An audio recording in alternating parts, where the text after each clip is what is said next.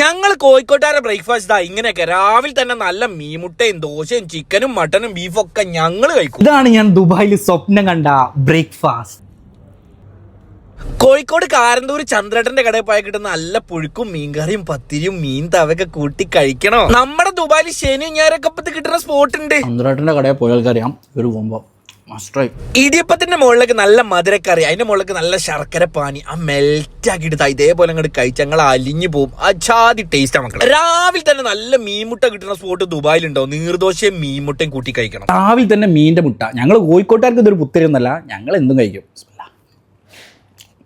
പത്തിരിന്റെ മുകളിലേക്ക് നല്ല കട്ടിയുള്ള തേങ്ങാപ്പാൽ വെച്ചേക്ക് നല്ല കുറുകിയ ബീഫും വെച്ചിട്ട് അങ്ങോട്ട് കുഴച്ച് കഴിക്കണം മക്കളെ. എന്ത് ടേസ്റ്റ് അറിയാം തേങ്ങാപ്പാലും ബീഫും കഴിക്കാൻ. തേങ്ങരച്ച് വെച്ച മുരിങ്ങന്റെ കറിയില്ല, അതിലേക്ക് മുട്ടയിട്ടിട്ടുള്ള ഒരു മുട്ടക്കറിന്റെ നെയ്ദോശം വെണ്ടക്ക മുളകിട്ടുള്ള ഒരു കോമ്പും കൂടി അവിടെ ഉണ്ട്. വീക്കെൻഡിൽ ശനി ഞായർ മാത്രമാണ് ഈ ഒരു ഗംഭീര കോഴിക്കോടൻ ബ്രേക്ക്ഫാസ്റ്റ് ഉണ്ടാവുക. എല്ലാരും വേഗം വന്നോളൂ ഈ ദുബായ് കിസേസിലുള്ള ആദാമിന്റെ ചായക്കട.